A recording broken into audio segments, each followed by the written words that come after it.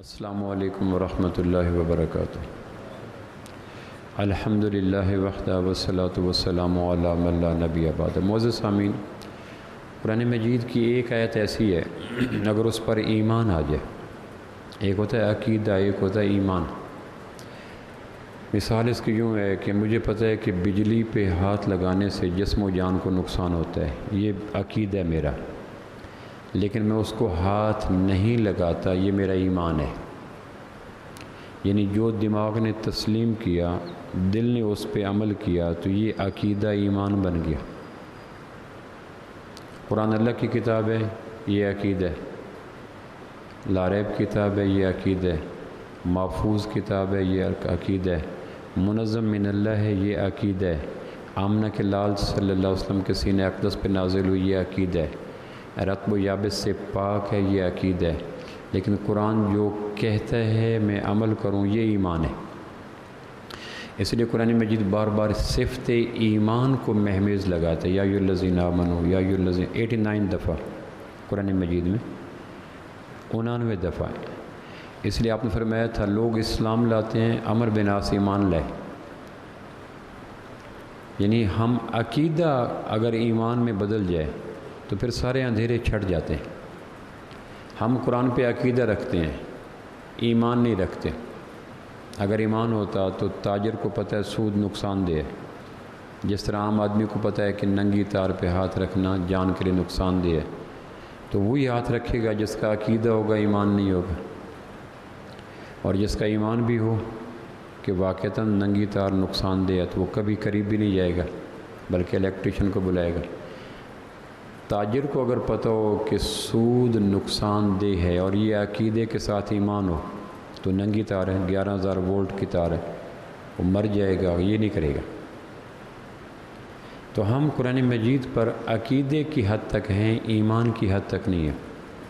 یؤمنون بما انزل الیک وما انزل من قبلک، ایمان لاؤ جو تمہارے اوپر نازل ہو۔ تو ہم ایمان سمجھتے ہیں کہ اللہ کی کتاب ہے، محفوظ کتاب ہے، لا ریب کتاب ہے، آفاقی کتاب ہے، الہامی کتاب ہے، منظم من اللہ کتاب ہے۔ یہ عقیدہ کسی درجے میں کافروں کے اندر بھی پایا جاتا ہے۔ شقیق بلخی نے پوچھا ایک آدمی سے کیسی گزر بسر ہوتی ہے، تو اس نے کہا مل جاتا ہے تو شکر کرتے ہیں، نہیں ملتا تو صبر کرتے ہیں۔ جواب دیا آدمی نے کہ مل جاتا تو شکر کرتے ہیں، نہیں ملتا تو صبر کرتے ہیں۔ شقیق بلخی کہنے لگے یہ اسلوب زندگی بلخ بخارا کے کتوں کا بھی ہے۔ ہمارا بلخ بخارا کی گلیوں کے آوارہ مزاج کتے بھی یہی زندگی کا لائف سٹائل رکھتے ہیں کہ مل جائے شکر، نہ ملے صبر۔ تم حضرت انسان ہو کر کچھ اگلا زینت تو اختیار کرو۔ اگر تمہارا بھی لائف سٹائل وہی ہو جو بلخ بخارا کی گلیوں کے کتوں کا ہے تو تم نے کون سا تیر مارا؟ مل گیا شکر، نہ ملا صبر۔ تو ہمارے بلخ بخارا کی گلیوں کے کتوں کو روٹی ڈال دیں تو شکر، نہیں تو دم دبا کے سر جھکا کے صبر کر کے پڑے رہتے ہیں۔ تو اس نے کہا کیا؟ اس نے کہا ملتا ہے شکر کرتے ہیں، نہیں ملتا پھر بھی شکر کرتے ہیں۔ کتنے کافر ہیں وہ جو اس بات پہ عقیدہ رکھتے ہیں کہ قرآن آسمانی کتاب ہے۔ کیوں؟ قرآن کے چیلنجز کے آگے جواب نہ دے سکنا ان کو اس عقیدے پہ مجبور کر گیا۔ صدیوں سے سورج سے زیادہ روشن عقیدہ یہ قرآن کا چیلنج موجود ہے۔ سورج بھی رات کو ڈوب جاتا ہے، یہ چیلنج رات کو بھی ہے کہ اگر تم سمجھتے ہو کہ یہ اللہ کا کلام نہیں ہے تو اس جیسا کلام بنا کے لاؤ۔ اور کتنے دنیا کے عرب ہیں جو یہودی ہیں۔ خلیل جبران النبی اس کی کتاب، اقبال کی بانگ درا اور خلیل جبران کی النبی، دونوں نوبل پرائز کے لیے پیش کیے گئے تھے۔ النبی کو میں جب بھی پڑھتا ہوں تو میں سوچتا ہوں کہ اگر مجھے کلیئر ہوتا کہ خلیل جبران مسلمان تھا تو میں اس کی قبر پہ جا کے فاتحہ پڑھاتا۔ اتنے گہرائی کے سمندر میں ڈوبے ہوئے وہ موتی ہیں جو اس نے لیا النبی کتاب میں۔ وہ مانتا ہے کہ قرآن اللہ کا کلام ہے، اس لیے کہ وہ کہتا ہے کہ میں اسرار و رموز جانتا ہوں کلام کے، جملوں کے، لفظوں کے، لیکن میں ایک صورت کا جواب نہیں دے سکا۔ تو یہ عقیدہ کسی درجے میں غیر مسلم بھی رکھتا ہے کہ اللہ کا کلام ہے، چونکہ جواب نہیں دے سکا، محفوظ کلام ہے۔ کیونکہ دنیا اب تو 6 بر اعظم گلوبل ولیج بن چکے ہیں۔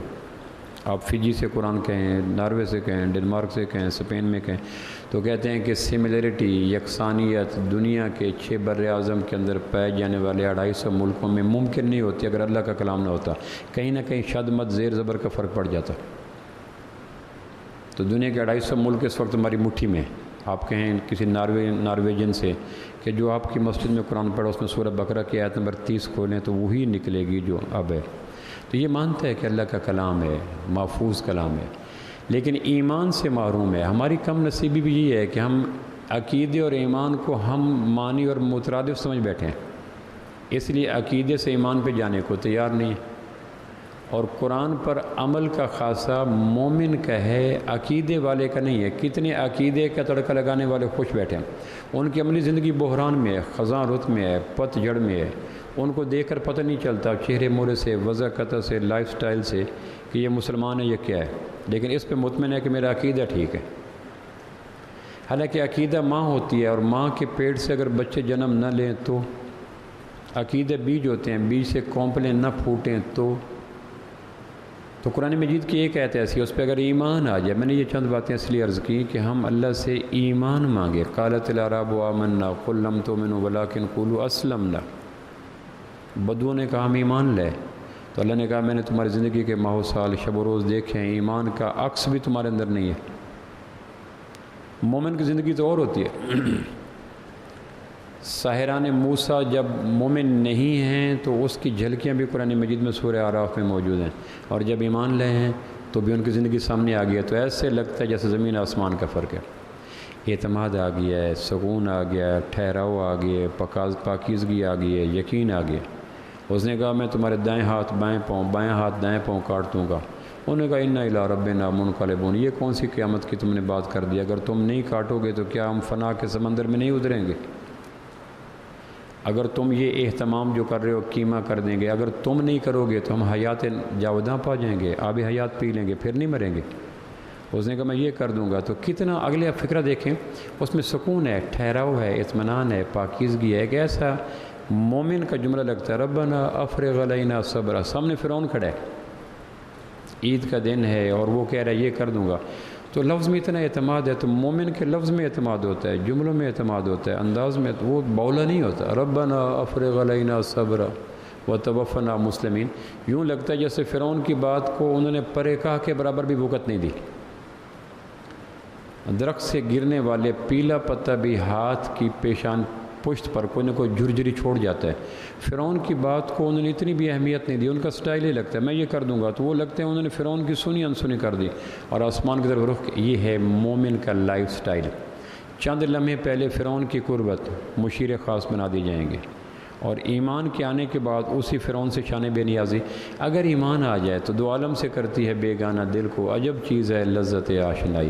ہماری علم نصیبی یہ ہے کہ ہم نے ایمان کی پرواز کے بعد ملنے والی رفتوں کا ذائقہ چکھا نہیں۔ ہمیں ڈالر کا پتہ ہے، یورو کا پتہ ہے، بریگیڈیئر کا پتہ ہے، جنرل کا پتہ ہے، شیخ کا پتہ ہے، سردار کا پتہ ہے، ہمیں ایمان کا پتہ ہی نہیں۔ تمناؤں میں الجھایا گیا ہوں، کھلونے دے کے بہلایا گیا ہوں۔ تو قرآن مجید کی ایک آیت ہے، چند لفظ ہیں۔ قرآن کا ایک حسن یہ بھی ہے کہ کم تر لفظوں میں وسیع تر مفہوم۔ خطابت کا حسن یہ ہے کہ لفظ کم ہو اور معنی کا ایک جہان آباد ہو۔ چھوٹی سی ایک آیت ہے، اور میں اللہ کی ذات کی قسم اٹھا کے کہتا ہوں وضو کے ساتھ مسجد میں ممبر پر اگر اس آیت پر ایمان آ جائے تو سارے اندھیرے دور ہو جائیں۔ جس طرح سورج کے نکلنے کے بعد سورج کتنا دور ہے تو ماہرین فلکیات کہتے ہیں 9,30 لاکھ میل دور، مور اور لیس۔ لیکن جب طلوع ہوتا ہے تو اندھیرے کہاں جاتے ہیں؟ اندھیرے پگڈنڈیوں پہ ہوں، اندھیرے شہروں میں ہوں، اندھیروں چھتوں میں ہوں، اندھیرے کھیتوں میں ہوں، اندھیرے وادیوں میں ہوں، تو کس طرح دور ہوتے ہیں؟ تو جس طرح طلوع آفتاب کے بعد اندھیرے رخت سفر باندھتے ہیں، پتہ نہیں چلتا۔ اگر اس ایک آیت جو میں بھی آپ کے سامنے ذکر کرنے لگا ہوں، اس ایک آیت کا سورج ایمان کے ساتھ طلوع ہو جائے تو قلب و نظر میں اترے ہوئے سارے اندھیرے چھٹ جائیں۔ وہ اندھیرے جو تاجروں میں ہیں، وہ اندھیرے جو کاشتکاروں میں ہیں، وہ اندھیرے جو ملازمین میں ہیں، وہ اندھیرے جو حکمرانوں میں ہیں، وہ اندھیرے جو اقتدار کی راہداریوں میں ہیں، وہ اندھیرے جو آنکھوں کے اندر خیمہ زن ہیں، زبان پہ ہیں، کان پہ، سارے اندھیرے یوں دور ہوں جیسے بلا تکلف۔ مشرکین نے کہا اللہ پہاڑوں کو کیسے چلائے گا؟ پہاڑ تو ایک سالڈ مخلوق ہے، ہمالیہ ٹائپ، تجھ میں کچھ پیدا نہیں دیری نہ روزی کے نشاں، تو جواں ہے گردش شام و سحر کے درمیاں۔ پہاڑوں کو نہ زلزلے کچھ کہتے ہیں، نہ کرنیں کچھ کہتی ہیں، نہ ابر رحمت کچھ کہتا ہے، نہ دھوپ کچھ کہتی ہے، پہاڑ اپنی جگہ پہاڑ ہے۔ تو انہوں نے کہا پہاڑوں کو کیسے ہے؟ فکانت ہبا منبثا، تو قرآن مجید میں آتا ہے کہ پہاڑوں کو اذا وقعت الواقعہ لیس لوقعتها کاذبہ خافضۃ الرافع اذا رجت الارض رجا وبست الجبال بسا۔ چرواہے جو بکریوں کو ہانکتے ہیں نا، تو بکری مزاجاً بزدل ہوتی ہے، بھیڑ کو بز کہتے ہیں نا، بھیڑ کو بزدل، بھیڑ کے دل والا۔ استاد نے کہا نا کمرے میں 20 بھیڑیں ہیں، 3 نکل گئیں، باقی کتنے ہیں؟ تو شاگرد نے کہا کوئی بھی نہیں۔ اس نے کہا آپ کو ریاضی کا نہیں پتہ؟ اس نے کہا آپ کو بھیڑوں کا نہیں پتہ؟ اس نے کہا مولا بخش سے پناہ چاہتا ہوں اللہ کی، مجھے ریاضی کا نہیں پتہ، حضور کو بھیڑوں کا نہیں پتہ۔ ایک نکل جائے 20 نکل جاتی ہیں، آپ تو 3 نکال کے بیٹھے ہیں۔ بھیڑوں کا مزاج ہے، اسی لیے آپ فرمایا ہر نبی کو بھیڑیں چرانی پڑے، چونکہ بھیڑیں آدمی کے اندر انکساری، تواضع، حلم اور برداشت پیدا کرتی ہیں۔ چرواہوں کو آپ لاکھ سنا لو، دھنیا پی کے پھر رہے ہوتے ہیں، پرواہ کیوں نہیں؟ بھیڑیں ان کے اندر کو سارا بیلنس کر دیتی ہیں۔ فکانت ہبا منبثا، تو چرواہے ایک معمولی سا لکڑی لے کر چر رہے ہوتے ہیں، کوئی ڈانگ نہیں ہوتی، ڈنڈا نہیں ہوتا، ہلکی سی ایسے زمین پہ ایسے مارتے ہیں اور بھیڑیں 100 کے لگ بھگ وہ سیدھی چلی جاتی ہیں۔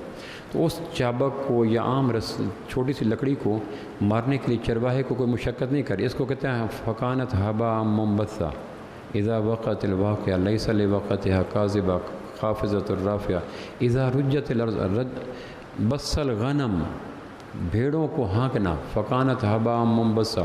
تو جس طرح چرواہا بڑی آسانی کے ساتھ بغیر تکلیف کے ایک چابک کی آواز پہ بھیڑوں کو ہانک دیتا ہے، ہم پہاڑوں کو اس طرح ہانک دیں گے، سبحان اللہ۔ فکانت ہبا منبثا، تم بڑے کہہ رہے ہو کہ ان کی جڑیں گہری ہیں، پہاڑ جتنے اوپر ہوتے ہیں اس سے کئی گنا نیچے ہوتے ہیں، چونکہ پہاڑ کو میخیں کہا گیا، زمین کی میخیں، تو کیل اندر کتنا ہوتا ہے، بحر کتنا ہوتا ہے۔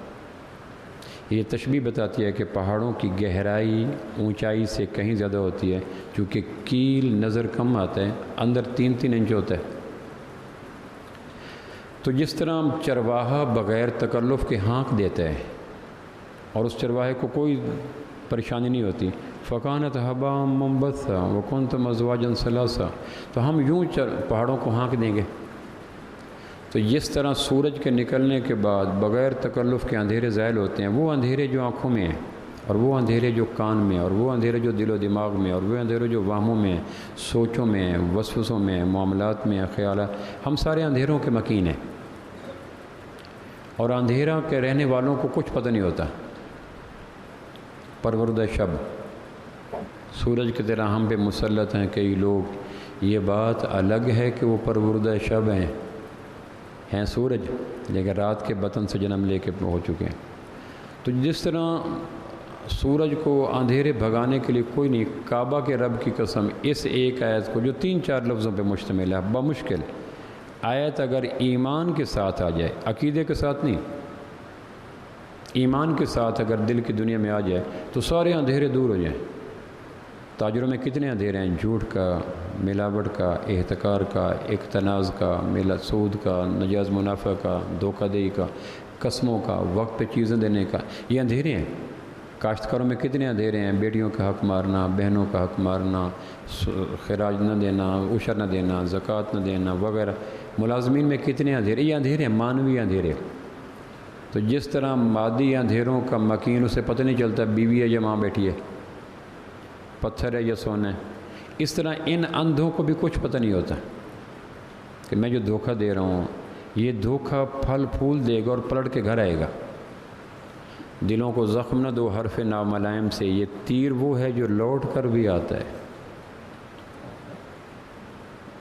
ایک آدمی نے بیٹی کی شادی کی، بڑا پیسے لگایا، 4 مہینے بعد طلاق ہوگی۔ میں نے کہا کہ یہ طلاق کے روپ میں جو پیسہ نقصان ہوا شادی پر، جہیز پر، فلاں پر، یہ کتنے لوگوں کی آہیں تھیں جو تعاقب کر کے اس منزل تک تمہیں پہنچا لائی ہیں۔ لیکن بہت کم لوگ ہوتے ہیں جو ان آہوں کا ادراک رکھتے ہیں کہ آہیں تعاقب میں ہیں۔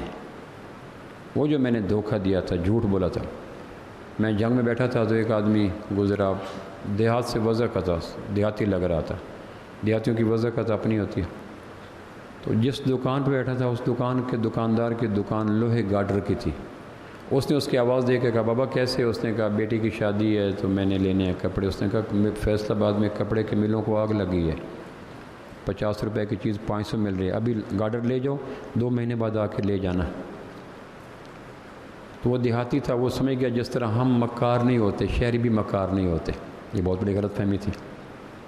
شہروں میں لوگ ایسے سکون باختہ ملے، جس سے ملے وہ بادل نخواستہ ملے، اور رستے کی گرد سے میرا چہرہ خراب تھا لیکن مجھے وہ آج بھی بے ساختہ ملے۔ تو وہ سمجھا جس طرح ہم سادہ لوگ ہیں، یہ بھی سادگی میں صحیح مشورہ دے رہا ہے۔ اس نے پیسے دیے، گارڈر لیا، ایک آدمی اس نے اپنا ساتھ دیا، ایک اس نے، دونوں نے کندھوں پہ گارڈر لیا اور اس کو چھوڑا ہے جا کے یہاں پر چنگچی رکشے وغیرہ کھڑے تھے۔ عرصے بعد اس کو فالج ہو گیا، تو میں نے ملنے کے لیے گیا، میں نے کہا بابے کا گارڈر اب ٹانگ کے روپ میں ظاہر ہو گیا، ٹانگ گارڈر بن چکی تھی، موشن لیس، بے حرکت پڑی تھی، ایسے اٹھا کے ایسے رکھتے ایسے اٹھا۔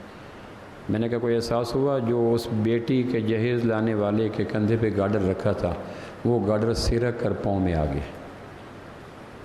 لیکن قدرت مہربان ہو تو یہ احساس دلاتی ہے، ورنہ اندھوں کی طرح چلتے رہتے ہیں۔ تو میں نے کہا وہ گھر گیا ہوگا تو ادراک ہوا ہوگا۔ تو یہ اندھیرے ہیں جو کاشتکاروں میں، تاجروں میں ہیں، یہ اندھیرے ہیں جو ملازموں میں ہیں، یہ اندھیرے ہیں جو فرم، اور ہم اندازہ نہیں کر سکتے کہ تم میں سے اگر زمین تربوز نہیں دیتی تو دھوکوں سے کبھی گھر میں راحت نہیں آتی۔ رویے بیج ہوتے ہیں، اگر دھوکہ دیں گے، جھوٹ بولیں گے، ظلم کریں گے تو یہ بیج، پھر بیج ایک نہیں رہتا، 100 دانہ بن جاتا ہے۔ تو قرآن مجید کی ایک آیت ہے، اگر وہ آیت اپنی جاہ و جلال کے ساتھ، جس طرح اللہ ایمان دانا چاہتا ہے، آمنو بما انزل الیک من ربک، ایمان لو، تو ہم ایمان کی منزلوں پہ آئے نہیں، ہم عقیدے کی منزلوں پہ خوش ہو کے بیٹھے ہیں، اور عقیدہ اعمال پہ نہیں لاتا، اعمال پہ ایمان لاتا ہے۔ اس لیے قرآن مجید میں آمنو کما آمن الناس، ایمان لاؤ جیسے صحابہ ایمان لائے۔ ایمان والا عمل کو یوں مانگتا ہے جس طرح بھوکا کھانے کو مانگتا ہے یا مسافر وطن کی ہواؤں کو مانگتا ہے، اور عقیدے والا عمل سے یوں گریزاں ہوتا ہے جیسے 302 کا قیدی تختہ دار سے گریزاں ہوتا ہے۔ عقیدے سے عمل نہیں نکلتے، ایمان سے عمل نکلتے ہیں۔ اس لیے کہا کہ یا ایھا الذین آمنوا آمنو، ایمان والو تم بھی ایمان لاؤ۔ تم نے عقیدے پہ بریک لگا دیا۔ جب تک یہ غلط فہمی دور نہیں ہوگی، مسلمانوں میں بدعملی کی خزاں رت دور نہیں ہوگی۔ خزاں رت تب دور ہوگی جب یہ مانیں گے کہ عقیدہ سم تھنگ ایلس، ایمان بالکل اور چیز ہے۔ ایمان انگ انگ میں بولتا ہے، دیکھیں نہیں ساحران موسیٰ میں کیسے بولا، اور صدیوں تک اس کی بازگشت سنائی دے رہی ہے کہ انہوں نے کہا ربنا افرغ علینا صبرا وتوفنا مسلمین۔ اور ایمان کمزور ہو جائے تو جی حضوری، خوشامد، لکنا، لفظوں کو چبانا، جملوں کو ختم کرنا، قسطوں میں مرنا، تنہائیوں میں، یہ سارا عقیدے والوں کا مقدر ہوتا ہے۔ اس لیے کہتے ہیں کبھی کبھی 2 رکعت نفل پڑھ کے اللہ سے قرآن پر ایمان مانگنا چاہیے۔ میں جا رہا تھا حج پر، مجھے ایک آدمی نے کہا حج پہ جا رہے ہیں، سنیں پہلی نظر پڑتے ہی دعائیں قبول ہوتی ہیں۔ میں نے کہا کہنے کہ دعا کرنا ہے، کرکٹ کے میچ ہو رہے ہیں، میرا اس میں نام آ جائے۔ یعنی ذوق بدل گیا۔ اکبر بادشاہ کے سامنے ایک آدمی لائے گا، اس نے کہا میں فن دکھانا چاہتا ہوں۔ اکبر ٹائٹینک ہے مغل خاندان کا، اس نے کہا دکھاؤ، تو اس نے سوئی گاڑی، سوئی، اور دوسری سوئی ہاتھ سے پکڑ کر ایسے مارا تو وہ سوئی کے نکے سے سوئی گزر گئی۔ تو درباری حیران، فیض اور فیضی ٹائپ۔ اس نے پھر دوسری سوئی گاڑی، پھر تیسری گاڑی، اس طرح کو 11 سوئیاں کتابوں میں لکھو، اس نے لین میں گاڑی اور مارتا گیا، اور 11 سوئیوں سے بغیر سوئی کو گرائے گزر گئی۔ تو اب وہ درباریوں کے ذہن میں آیا کہ کوئی جاگیر حوالے کر دے گا اکبر، آپ کو فلاں لدھیانہ دیا جاتا ہے، فلاں دیا جاتا ہے۔ اس نے کہا جی انعام دیا جائے، ان کو 11 جوتے مارو ٹکا کے۔ اب اکبر کوئی نہیں جو ایسے لوگوں کو انعام دے، اب تو نواز شریف ہے اور عمران خان ہے، کم نصیبی، ورنہ کتنے کوڑا کرکٹ والوں کو کیسے انعام ملتے۔ اس نے کہا زندگی اس لیے ہے کہ سوئیوں کے نکے سے سوئیاں گزارو۔ میں حیران ہوتا ہوں، اکبر کی عظمت کے لیے یہی جملہ ہی کافی ہے۔ اس نے کہا انسان کی زندگی اس کام کے لیے کتنے سال لگا ہے؟ کہنے 11 سال لگا ہے، ایک طویل تھکا دینے والی ریاضت۔ کہنے کہ انسان جیسی عظیم مخلوق کا 11 سال سوئیوں سے سوئیاں گزارنا، یہ پروردگار کی نعمت کی کتنی ناقدری ہے۔ اب اکبر کوئی نہیں، ورنہ کتنوں کو یہ انعام دیے جاتے، ہے کوئی نہیں۔ اب عمران خان ہے، نواز شریف ہے، شہباز شریف ہے وغیرہ، ان سے یہی توقع ہے جو کر رہے ہیں۔ ایک آدمی پوری دانش قدوں میں اپنے ساری دانش نچوڑ دیتا ہے، وہ گھر نہیں بنا سکتا۔ ایک آدمی چھکا لگاتا ہے، وہ پاکستان کے ہر بڑے شہر میں پلاٹ مل جاتا ہے۔ تو کوئی پاگل ہے کہ اپنی سوچوں کو دانش قدوں کی نظر کرے؟ وہ کھیل کے میدانوں کا رخ کرے گا۔ بیکار لوگوں کو انعام دینا قوم کو بیکاری کے راستے پہ ڈالنے کی ایک مذموم کوشش ہوتی ہے۔ اس نے کہا انسانی زندگی کا مصرف یہ نہیں ہے کہ سوئیوں سے سوئیاں گزاری جائیں۔ اب کتنی سوئیاں گزار رہے ہیں؟ دعا کریں کو اکبر آ جائے جو ان کی شیان شان ان کو انعام دے۔ 11 جوتے مارے تو وہ بیچارہ پریشان ہو۔ اس نے کہا یہ انعام کرنے کے انعام تو زیادہ تھا، اور اس کا 1 آدھ روپے بھی دے دیا کہ جاؤ چائے پتی پی لینا، جو گزارا کر لینا۔ تو میں یہ عرض کر رہا تھا کہ کبھی کبھی 2 رکعت نفل پڑھ کے اللہ سے ایمان کی روشنی مانگیں، وہ ایمان جو دل کے بر اعظموں میں روشنیاں کر دیتا ہے۔ پھر پتہ چلتا ہے بہن کیا ہے، ماں کیا ہے، بیٹی کیا ہے، تلخی کیا ہے، تکبر کیا ہے، ترشی کیا ہے، ظلم کیا ہے، زیادتی کیا ہے، زنا کیا ہے، اسراف کیا ہے۔ خالہ زندہ ہوتے ہوئے قسطوں مر رہی ہے، اور 2 سال کے بچے کے لیے پیسے اکٹھے ہو رہے ہیں کہ جب یہ 30 سال کا ہوگا تو کچھ چھوڑ کے تو جائیں۔ اس سے سود فراموش قوم کون سی ہے؟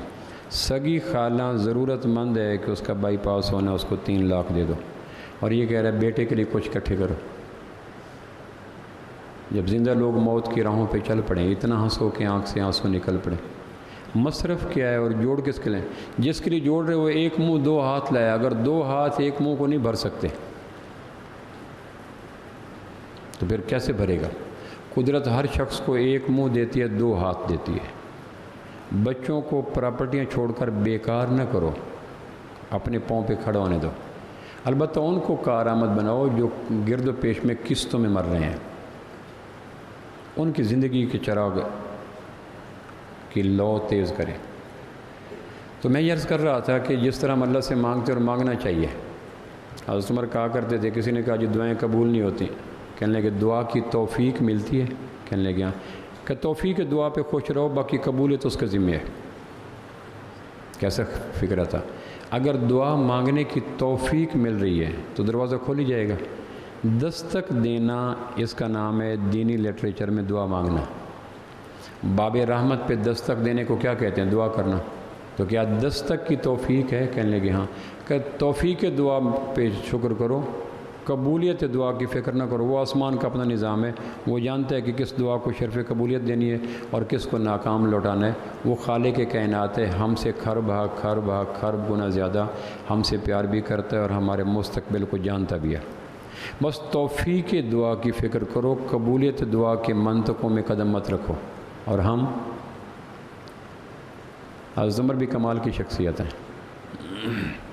گزر گیا ہے سروں سے پانی، بڑی المناک ہے کہانی۔ عمر کو بھیجو یا اپنے ہاتھوں میرے وطن کا نظام لے لو۔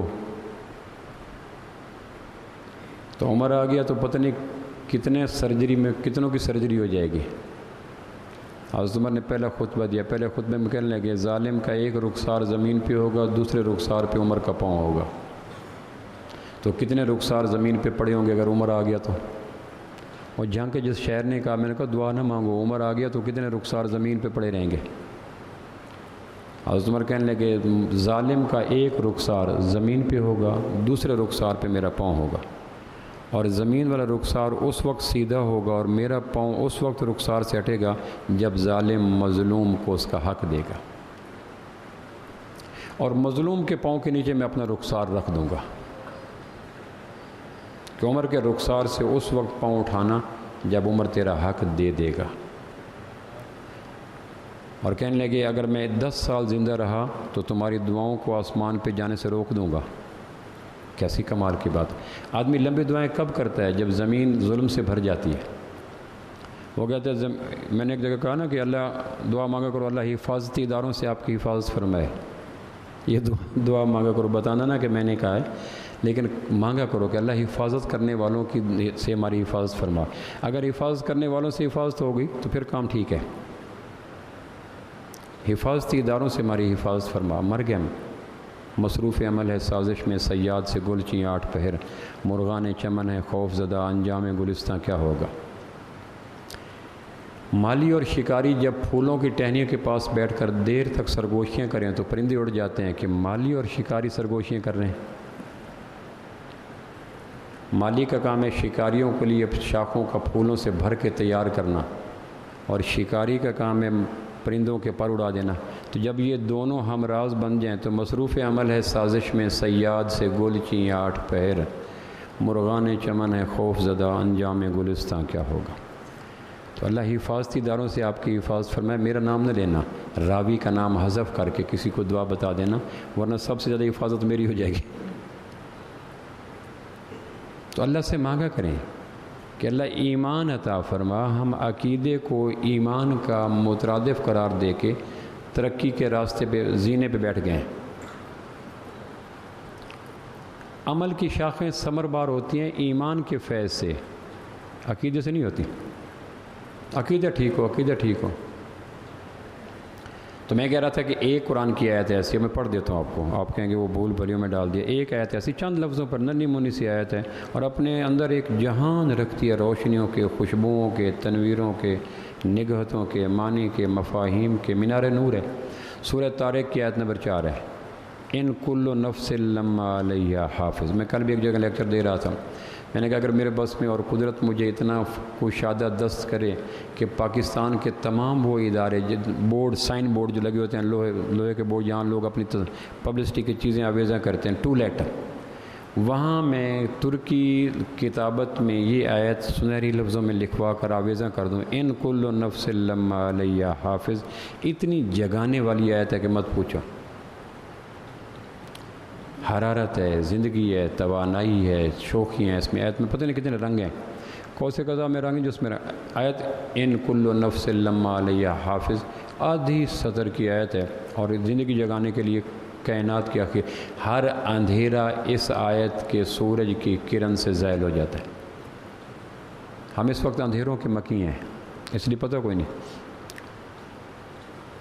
مولانا ایک دفعہ فرما رہے تھے کہ ایک آدمی صبح صبح قرآن پڑھ رہا تھا. ایک دیہاتی ہے، اس نے کہا قرآن جو فی ظلال القرآن ہے یہ کم از کم دھوکے سے پاک ہوگا. جو قرآن پڑھ رہا ہے اس میں کوئی غیرت ہوگی، حمیت ہوگی. تو اس کو دیکھ کے کہا مجھے کہنے کہ یہ کپڑا دے دو، میں دیہات سے آیا ہوں. تو کوئی ریٹ نہ پوچھا. تو وہ بعد میں بتانے لگا کم و بیش کہ میں نے 10 کی چیز 20 روپے میں لگا دی.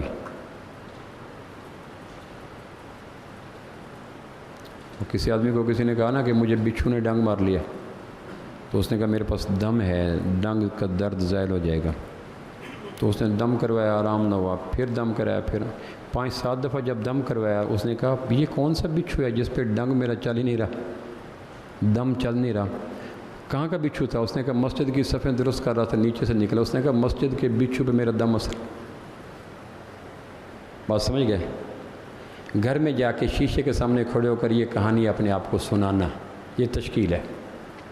آنکھیں پھر بند ہو جائیں گی. اس نے کہا مسجد کے بچھو پہ میرا دم نہیں چلتا. یعنی جو بننے کی جگہ پہ بگڑ گیا اس پہ دم کیا اثر کرے گا؟ ہم وہ ویسے تھے قوم مسجد کی صفوں کے نیچے پڑے ہوئے وہ صوفی مزاج بچھو ہیں. تو کہنے لگے میں نے 10 کی چیز 20 میں ڈال دی اور خوش ہو گیا. اب کیا قرآن انتقام نہیں لے گا؟ جس قرآن کے زیر سایہ اس نے بنی نوع انسان کو ڈنگنے کی کوشش کی، قرآن کوئی نہیں حساب لے گا. قال الرسول یا رب ان قوم اتخذوا هذا القرآن مہجورا. چھوٹی سی آیت ہے. اس آیت کو آپ اپنے گھر میں ایسی جگہ آویزاں کریں جہاں میکسیمم نظر پڑتی ہو، تاکہ آنکھیں اس آیت کا بوسہ لیتی رہیں، پلکیں سے آنکھوں کا رنگ سمیٹتی رہیں، شعور پہ دستک ہوتی رہے، دل کی دنیا میں ایک نگہتیں، تنویریں. ہر شخص کے اوپر کوئی نہ کوئی محافظ ہے. مفہوم اس آیت کا یہ ہے ہر شخص کے اوپر، ہر نفس کے اوپر، ہر آدمی کے اوپر ہم نے محافظ رکھا ہے. انسانی نفسیات ہے کہ جب انسان کو یقین ہو کہ کوئی محافظ ہے، کوئی واچ مین ہے، کوئی دیکھنے والا ہے، کوئی کیئر ٹیکر ہے، کوئی میرے اوپر کھڑا ہے، تو آدمی پگڈنڈیوں سے موٹر وے پہ آ جاتا ہے. ہمارے پاکستان میں 2 پاکستان ہیں. جب ہم موٹر وے پہ چڑھتے ہیں تو پھر کیا ہوتا ہے؟ ایک محافظ کھڑا ہے. تو ہم بیلٹ باندھ لیتے ہیں، گاڑی سیدھی ہو جاتی ہے، لین میں آ جاتے ہیں، ہارن ختم ہو جاتا ہے۔ یہ کیا ہے؟ اسی پاکستان میں فیصل آباد سے ایگزٹ نکلتی موٹر پہ چڑھتے ہیں تو ہم کیا ہو جاتے ہیں، ایک احساس ہوتا ہے کہ محافظ کھڑا ہے، کیمرہ ہے، لوگ جگہ جگہ پہ کھڑے ہیں، واچ مین ہیں، اور جب اترتے ہیں تو پھر اسی پاکستان میں ہوتے ہیں۔ یہ جو تبدیلی ہے یہ صرف ایسے احساس کے لیے ہے کہ یہاں محافظ کوئی نہیں۔ انسان اس وقت صراط مستقیم پہ رہتا ہے جب اس کے لاشعور میں یہ بات جاگزیں ہو، اس کے ہر قطرہ خون میں ہو کہ مجھے کوئی واچ کر رہا ہے اور دیکھ رہا ہے، اور دیکھنے والا جزا و سزا پہ پوری طاقت رکھتا ہے، وہ چالان کر دے گا اور اس کے چالان کو کوئی چیلنج نہیں کر سکتا۔ میں کئی دفعہ یہ واقعہ سنا چکا ہوں کہ لندن کے مضافات میں میرا ایک لیکچر تھا، رات کے آخری پیر لیکچر فارغ ہوا، ہم نے پہلے وقت میں نماز پڑھی، باہر نکل پڑے تو رات لندن پوری سوئی ہوئی تھی، ہو کا عالم، آسے بھی سرسراٹیں، خوف، جیسے لگتا ہے کہ یہ کوئی ویران ہے جہاں زندگی ہے ہی نہیں۔ اچانک ایک جگہ پہ آ کے وہ ڈرائیور جو تھا میرا گارڈ، اس نے گاڑی کھڑی کر دی، چاروں ویل رک گئے۔ میں نے کہا یہ کیا ہوا؟ اس نے کہا کیمرے کی آنکھ دیکھ رہی ہے۔ یہ نہیں ہے کہ وہ لوگ مہذب ہیں، ان کے اوپر اسٹیٹ نے یہ احساس جاندار کر دیا کہ تمہیں کوئی دیکھ رہا ہے، مہذب نہیں ہے۔ 1 گھنٹے کے لیے بجلی ہو جائے، ریکارڈ جرائم ان ممالک میں ہوں گے۔ مجھے ایک آدمی کہنے لگا، میں ناروے میں تھا تو لوگ لائن لگا کے بس کے لیے کھڑے ہوتے ہیں۔ میں نے کہا 40 سیٹیں ہیں، 10 نے بیٹھنا ہے، لائن نہیں لگائیں گے تو کیا کریں گے؟ اور جہاں 150 آدمی کھڑا ہے اور 20 سیٹیں ہیں، وہ لائن کیسے لگائیں؟ کیسے آپ تشبیہ دیتے ہو؟ وہاں 20 سیٹیں ہیں، سواریاں ہیں، اور 50 سیٹوں والی بس ہے تو وہ آرام سے لائن میں ہو جائیں گے۔ تو جہاں پتہ ہے کہ 30 سیٹیں اور 150 آدمی نے حملہ کرنا ہے تو پھر وہی ہوگا۔ سہولیات نہ دیں اور تہذیب کی توقع رکھیں، یہ فاقہ مست بچوں کو مہذب بنانے کی ناکام کوشش ہے۔ کیسے فاقہ مست بچوں میں گالیاں آئیں گی؟ ایک سال عام الرماد 18 ہجری تاریخ میں ایک سال آتا ہے، جس سال بارش نہیں ہوئی۔ رماد عربی میں راکھ کو کہتے ہیں، سوا، جب انگارے بجھ جاتے ہیں تو راکھ پڑی ہوتی ہے، بچے ہاتھ لگا لیتے ہیں۔ عام الرمادہ وہ سال جب زمین راکھ بن گئی، کوئی چنگاری نہیں تھی، تو حضرت عمر نے کہا تھا اس سال کوئی چوری کر لے تو اس پہ سزا نہیں ہوگی، کیونکہ جب ضروریات نہیں دے سکتے تو حدیں کیسے نفذ کریں؟ نہیں سمجھے؟ جب ہم لوگوں کی بنیادی ضروریات نہیں دے سکتے تو ان سے حد کیسے نفذ؟ جس نے چوری کی ہاتھ کاٹ دیں گے۔ اب پیٹ کا بھرنا اور بچوں کو کھانا دینا یہ انسان کی ضروریات میں ہے، تعیشات میں نہیں ہے۔ تو جو قوم ضروریات نہیں دیتی اور مثالیں دیتی ہیں ان ممالک کی جہاں 20 سواریاں ہوتی ہیں، 50 کی بس آتی ہے، وہ اگر کیو میں کھڑے ہو جاتے ہیں تو کون سی قیامت؟ ان کو پتہ ہے کہ سیٹیں خالی پڑی، اور جہاں بکری بھی کھڑی کرنی ہے، آدمی بھی کھڑا کرنا ہے، لاٹھی بھی کھڑی کرنی ہے، بغل میں گٹھڑی بھی ہے، بوڑھی تو وہاں یہی تو ہوگا جو سومنات میں ہوا۔ محمود غزنوی کا لشکر ہوتا جو حملہ کرتا ہے۔ تو اتنی سی بات کہ تمہیں کوئی دیکھ رہا ہے، یہ احساس گناہوں کی موت ہے۔ جس طرح بارش کے برسنے کے بعد پتے دھل جاتے ہیں، طلوع آفتاب کے بعد اندھیرے بھاگ جاتے ہیں، اس آیت کا ایمان آدمی کے اوپر پڑی ہوئی ہر قسم کی آلودگی کو، پولوشن کو دھو دیتا ہے۔ وہ آلودگی آنکھوں میں ہو، کانوں میں ہو، تمہیں کوئی دیکھ رہا ہے۔ یہ احساس جتنا پختہ ہوگا، قوی تر ہوگا، آدمی کا انگ انگ دھل جائے گا، اور یہ احساس کمزور پڑ جائے گا، ڈم ہو جائے گا، ختم ہو جائے گا، تو آدمی کو درندہ اور بدمست ہاتھی بننے سے کائنات کی کوئی خارجی طاقت روک نہیں سکتی۔ اب اسٹیٹ کے لیے ممکن نہیں ہے کہ ہر شخص کے اوپر باوجود غربت، دولت، پریشانی، تعلیم، لٹریسی ریٹ اس کو کر سکے۔ تو پروردگار جو انسانوں کا خالق ہے، اس نے کہا میرے اوپر یقین کرو، تمہارے اوپر 4 محافظ ہیں۔ ازر قرآن ہر شخص پہ 4 محافظ ہیں۔ تاجر ملاوٹ کب کرتا ہے؟ میں کبیر والے سے واپس آ رہا تھا، ایک جگہ آم توڑے جا رہے تھے، میں نے کہا یہاں سے آم لے لیتے ہیں، تو آم کچے ڈھیر لگے پڑے تھے، تو پیٹیاں بھر، کتنی لینے؟ یہ پیٹی میں نے کھلوائی تو نیچے سارے چھوٹے چھوٹے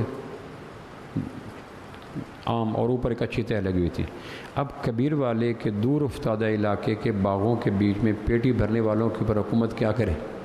اللہ کرتا ہے کہ تمہارے اوپر 4 محافظ خالق کائنات نے کھڑے کر رکھے ہیں، اس کو یقین کہتے ہیں۔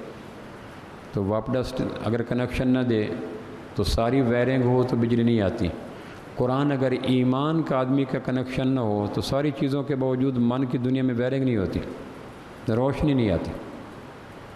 تمہارے اوپر 4 محافظ ہیں، ان محافظوں نے کچا چٹھا سارا بلیک اینڈ وائٹ تمہارا قیامت والے دن پیش کر دینا ہے، دھوکے میں نہ مارے جانا۔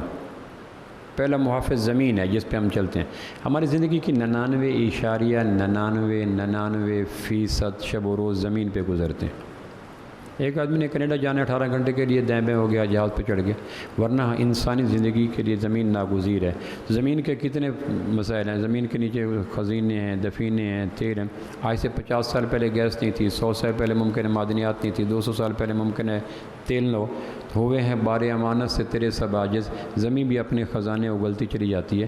تو قرآن کہتا ہے زمین کے اندر جس طرح خزینے ہیں، دفینے ہیں، میری ذات پہ یقین کرو، زمین تمہارا ساری ویڈیو بنا رہی ہے۔ اذا زلزلت الارض زلزالها واخرجت الارض اثقالها وقال الانسان ما لها يومئذ تحدث اخبارها بان ربك اوحى لها، زمین ساری ویڈیو نکال دے گی۔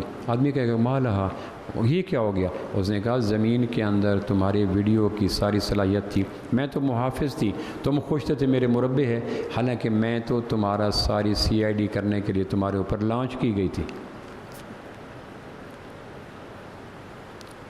انسانی زندگی کی ساری دوڑ کیا ہے؟ 2 فکریں، انتقال کے بعد زمین آدمی کی، آدمی انتقال کے بعد زمین کا، یہ ہے کل کائنات کا بھاگ دوڑ۔ کچہریوں میں انتقال ہوتا ہے زمین کا، قبرستان میں انتقال ہوتا ہے لینڈ لارڈ کا، بس ان 2 دائروں کے بیچ میں انسانی زندگی گزر جاتی ہے۔ کبھی زمین میرے نام انتقال کر رہی ہے، زمین کہتی خوش ہو گئے، کہاں؟ زمین کہتی مجھے بھی تو خوش کرو، تم بھی تو انتقال کرو نا۔ پھر ہم انتقال کر جاتے، زمین کی رگوں میں ٹھنڈ پڑ جاتی ہے، زمین کہتے آ گیا، کہنے گیا، کہنے اب کئی اور خوش ہو جائیں گے۔ یہ انتقال کروانے والے لوگ، انتقال ہو گیا، انتقال ہو گیا، انتقال ہو گیا، پھر اس کا انتقال ہو گیا جس کے نام انتقال تھا، پھر پچھلے والے میاں نہیں صاحب کئیوں کا انتقال ہو گیا، کئیوں کا انتقال ہو گیا۔ زمین پہ چلتے ہوئے یہ احساس ایمان کی حد تک ہو کہ میرا ہر قدم، ہر سوچ، ہر جذبہ، ہر زمین نے کوئی رعایت نہیں دینی۔ 50 سال پہلے جو زمین کے خزینے نہیں برآمد ہوئے تھے اب ہو گئے، 100 سال پہلے جو زمین کے دفینے منظر عام پہ نہیں تھے اب آ گئے، اور ممکن ہے 100 سال کے بعد جو زمینوں سے نکالا جائے گا آج اس تک دسترس نہ ہو۔ مرنے کے بعد زمین کا یہ پہلو بھی سامنے آ جائے گا کہ زمین تو ویڈیو بنا رہی تھی، تم کار پہ چل رہے تھے، پیدل چل رہے تھے۔ یہ احساس اگر ہو تو آدمی بالکل موٹر وے پہ آ جاتا ہے، اور یہ احساس نہ ہو تو پھر ہرنے کی طرح ڈگ بھرتا رہتا ہے، آوارہ مزاج ہوتا ہے، پتہ کوئی نہیں ہوتا۔ دوسرا جو محافظ ہر انسان کے اوپر لانچ ہے وہ ہے اس کے جسم کے اعضاء۔ میں جسم کے اعضاء سے کس طرح فرار اختیار کر سکتا ہوں؟ کیا ممکن ہے کہ کسی گناہ کے کرنے کے لیے گلاسز کی طرح اعضاء کو گھر میں رکھ کے آ جاؤں، آنکھیں کھرچ کے آ جاؤں، زبان کاٹ کے آ جاؤں، دست بریدہ آ جاؤں؟ اعضاء کے ساتھ ہی گناہ جنم لیتے ہیں، تو یہی اعضاء تو کل کلام بولیں گے، اور یہ قرآن کہتا ہے شاہد علیہم سمعہم و ابصارہم و جلودہم بما کانوا یعملون۔ یہ اعضاء بولیں گے جن کی نگہداشت کرتے ہو، جن کو سنوارتے ہو، جن میں ڈراپ ڈالتے ہو، جن کی توانائی کا اہتمام کرتے ہو۔ اس گھر کو آگ لگ گئی گھر کے چراغ سے۔ الیوم نختم علی افواہہم وتکلمنا ایدیہم وتشہد ارجلہم، تو کیا مطلب ہے؟ آدمی کہے گا لما شہدتم علینا، تم کیسے بولے، آنکھ کیسے بولی؟ اس نے کہا زبان کا بولنا کو زبان کا ذاتی وصف تھا، اللہ نے کہا تھا تم بولو، تم سنو، تم سونگو، تم سوچو، تم پکڑو، تم چلو۔ آج اللہ نے وہ اس بولنے کی حص زبان سے نکال کر باقی اعضاء کو دے دی۔ تو دنیا کے کسی شخص کے لیے اللہ کے اس دوسرے محافظ کو بائی پاس کرنا ناممکن ہے۔ دیکھو قرآن نے جو رکھے ہیں سر کے اوپر محافظ، ان سے بائی پاس کرو۔ انسانوں کی تدبیروں کی وائلیشن مشکل نہیں ہے، انسانوں کی تدبیروں کو بائی پاس کر سکتے ہیں۔ اس چیز کو آپ مجھ سے بہتر جانتے ہیں، چونکہ آپ کا یہ ذوق ہے کہ آپ دائیں بائیں کرتے رہتے ہیں۔ یہ کوئی مشکل کام نہیں ہے کہ اگر آپ کہیں جی کیسے، زندگی بھری پڑی ایسی وارداتوں سے، حادثاتوں سے۔ تیسرے جو میرے اور آپ کے پر محافظ ہیں وہ نورانی مخلوق ہے۔ ان علیکم لحافظین کرامن کاتبین یعلمون ما تفعلون۔ کسی کو قائل میل گھال کرنے کے لیے 3 آدمی کے پاس ٹول ہوتے ہیں، آدمی کے پاس 3 ہتھیار ہوتے ہیں جو کسی کو قائل کرے، گھائل کرے، میل کرے۔ وہ ہے زور، زر، زاری، اور تینوں فرشتوں پہ بیکار ہیں۔ آدمی اپنا کام نکالنے کے لیے بچہ زاری کرتا ہے، نوجوان زور لگاتا ہے، اور مالدار زر لگاتا ہے، اسی سے کام کی لیلہ منظر عام پہ آتی ہے۔ تو فرشتوں پہ نہ زور ہے، نہ زر ہے، نہ زاری ہے۔ اس کو امیر کی دولت سے کوئی نہیں، اس کو نیک کی نیکی سے کوئی نہیں، اس کو جوان کی جوانی سے کوئی نہیں، اس کو بادشاہ کی بادشاہ سے کوئی نہیں۔ ایک مخلوق کی مینوفیکچرنگ کی جدا ہے، جو انسانی بستیوں پہ انسانوں کی کمزوریاں فرشتوں کے ہاں اس کا مس ہی نہیں، تو کیا کریں گے کہ فرشتوں کو اس چیز سے کیل کر لیں، اس چیز سے گھائل کر لیں، اس چیز سے مائل کر لیں۔ فرشتے کہتے ہیں ہماری چیزوں کے اندر ان چیزوں کا گزر ہی کوئی نہیں، تم نے جو کرنا ہے ہم نے بلا کم و کاست وہ اللہ کے حضور رپورٹ پیش کر دینی ہے۔ جو بول زبانوں نکل گیا وہ تیر کمانوں نکل گیا، ختم ہوگی۔ اس نے کہا یہ بھی لکھ لیتے ہو، تو فرشتے نے قلم اٹھا کے لکھا یہ بھی لکھ لیتے ہو۔ تو یہ محافظ ہر وقت انسان کے کندھوں پہ رہتے ہیں، ہم جہاز میں ہوں، ہم گھر میں ہوں، بیڈ روم میں ہوں، تنہائیوں میں ہم لاکر میں ہوں، ہم آبدوزوں میں ہوں، یہ فرشتے وہاں موجود ہیں، اور انسانی بیریئر ان فرشتوں کے آگے رکاوٹیں پیدا کعبہ کے رب کی قسم نہیں کر سکتے۔ کوئی آدمی زور زر زاری سے ان کو اپنی فائلیں ٹھیک نہیں کروا سکتا۔ ایک الگ مخلوق ہے جس کو ہماری چیزوں سے کوئی تعلق ہی نہیں ہے، چلو بھائی، تو کیا ہم فرشتوں کے وجود سے، فرشتوں کے محافظ بنے سے انکار کر سکتے ہیں؟ اگر کریں گے تو قرآن کی آیت کا انکار ہوگا۔ میرے دائیں بائیں ہر وقت ہیں۔ حدیث میں آتا ہے لم تنزل قطرۃ من ماء الا بکیل یدی الملک، ہر بارش کے قطرے کے ساتھ ایک فرشتہ آتا ہے اور اس کے ذمہ ہوتا ہے یہ بارش کا قطرہ پیپل کے فلاں درخت کی نوک پہ پھینک کے پھر اوپر آنا ہے، اور جب تک وہ پیپل کے درخت کے پتے کے نوک پہ وہ بارش کے قطرے کا مس نہیں ہوتا وہ آسمان کی طرف رخ نہیں کر سکتا۔ اتنا مضبوط قسم کا نظام ہے، تو میں کیسے آگے پیچھے کر سکتا ہوں؟ تو اس محافظ کو بھی وائلیشن کی اور گیو اینڈ ٹیک کی کوئی صورت ہمارے پاس نہیں ہے، ورنہ بھی کہ پاکستانی ہم اگر ہوتے تو ہم شاید ان کو بھی کوئی نہ کوئی جگاڑ لگا لیتے۔ چوتھا محافظ اللہ کہتا ہے خود میں اللہ کی ذات ہوں۔ چلو، نیتوں تک اپروچ زمین کی نہیں ہے، سوچوں تک اپروچ جسم کے اعضاء کی پوری طرح نہیں ہے، فرشتوں کی دسترس کا دائرہ بھی انسان کی نیتوں کی یا تخیل کی نزاکتوں تک نہیں ہے، ایک جہان الگ ہوتا ہے۔ لیکن خالق کائنات کہتا ہے اسروا قولکم او اجہروا بہ انہ علیم بذات الصدور، تمہارے لفظوں کے بننے سے پہلے ہم تمہارے خیالات کے جہان کو پڑھ لیتے ہیں۔ فمن یعمل مثقال ذرۃ خیرا یرہ، ذرہ کس کو کہتے ہیں؟ نملۃ حمراء، سرخ چیونٹی کو۔ سرخ چیونٹی شاید آپ نے کبھی دیکھی ہو، کالی چیونٹی سے جسامت میں کم ہوتی ہے، عمل میں تیز ہوتی ہے۔ سرخ چیونٹی کا ڈنگ کبھی دیکھا؟ جسامت میں کالی سے کم ہوتا ہے، عمل میں کالی سے تیز ہوتی ہے، تو اس کو عربی میں ذرہ کہتے ہیں۔ ذرہ کے لغوی معنی ہے سرخ چیونٹی۔ جب قرآن گفتگو کر رہا تھا عرب سے، اس وقت ان کے نزدیک سب سے مائنر چیز سرخ چیونٹی تھی، مثال دیتے تھے۔ اب اس سے اور الیکٹران، پروٹون، نیوٹران آ گئے، اب وہ سرخ چیونٹی کو اسی پہ قیاس کر لیا جائے گا کہ تمہارا سرخ چیونٹی کے برابر بھی خیر ہم سے پوشیدہ نہیں ہے، اور سرخ چیونٹی کے برابر گڑبڑ جو پلکوں سے ہے، نتنوں سے ہے، لبوں سے ہے، ڈاڑوں سے ہے، سوچوں سے ہے، خیالوں سے ہے، اس کی گرپ بھی ہم لے کے تمہیں دکھا دیں گے، اس سے باقی چیزیں معاف ہیں۔ میں اکثر کہتا ہوں، قرآن مجید کہتا ہے کہا ایک مؤنث چیونٹی نے، او چیونٹی اپنے بلوں میں داخل ہو جاؤ، سورہ نمل میں قالت نملۃ یا ایھا النمل، کہا ایک فیمیل چیونٹی نے، اور چیونٹی کا جینڈر ذکر کیا، وہ چیونٹی جو کہہ رہی تھی وہ جنس کے اعتبار سے مؤنث تھی۔ تو میں اکثر سوچتا تھا کہ اس تکلف کی کیا ضرورت تھی، چیونٹی نے کہا سفیشینٹ تھا۔ اب چیونٹی کا بول کتنا ہوگا؟ تو جو چیونٹی کے بول کو ریکارڈ پہ لا کر آیت بنا دیتا ہے، میں اور آپ،